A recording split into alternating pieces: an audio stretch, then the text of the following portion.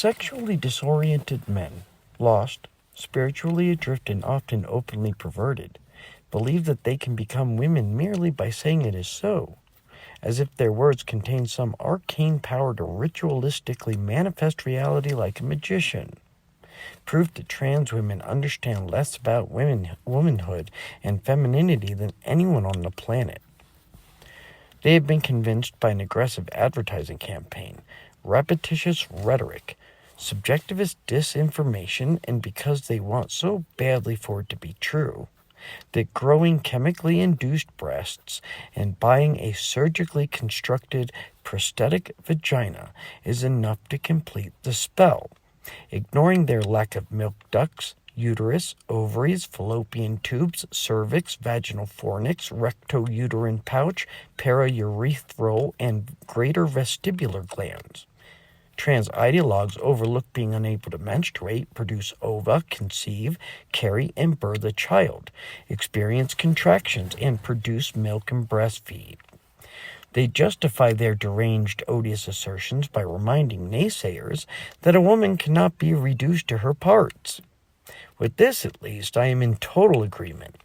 The human female, adult or otherwise, is more than her biology. She is also the totality of experiences that men can never have, with the subtraction of all those that males do. Those who yearn to erase womanhood by utilizing exceptions to definitions and biological realities are not thinking it through. They haven't thought about the disgust, anxiety, and fear that accompanies a young girl's first period, or the sense of quiet betrayal that rattles her world when the boys she grew up with begin to look at and treat her differently as she develops. They are not cognizant of her squeamishness the first time a full-grown man leers at her with a hunger that her primal instinct already understands. No biological man ever feels his hymen break with the loss of his virginity, or comprehends the terror of an ectopic pregnancy and the agony of the necessary abortion. Despite the thespian proclivities of trans women pretending to have their periods and plastering their inauthenticities across social media, no one with a penis has uterine cramping. Without a womb, men can never feel life growing inside them, be connected to that child through its umbilical lifeline, and have the odd cravings and desperate appetite that goes along with nourishing a fetus.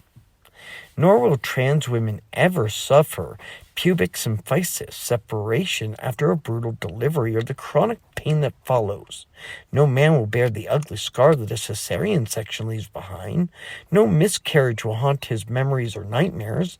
Menopause is not the future for any trans woman on earth.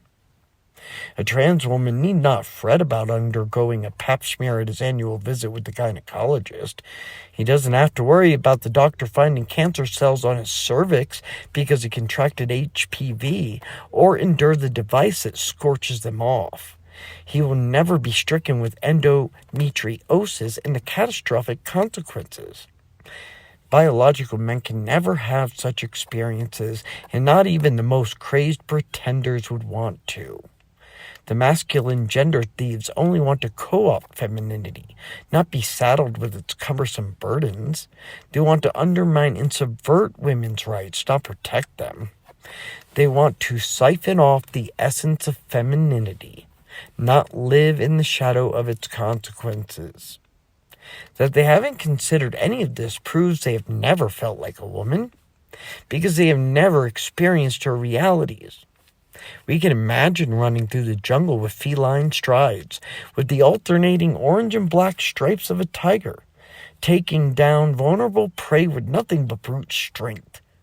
But we can never know what it feels like. The best we can do is pretend.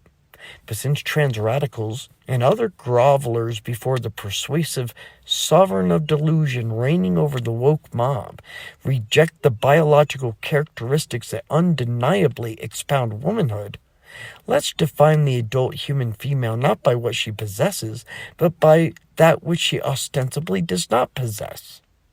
A woman does not have XY chromosomes, nor a prostate.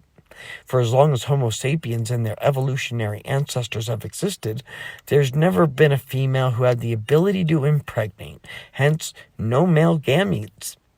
Ladies are not in the habit of ejaculating. In general, they do not suffer the humiliations of male patterned baldness or universal face and chest hair, and they experience less of it on their arms, hands, and legs.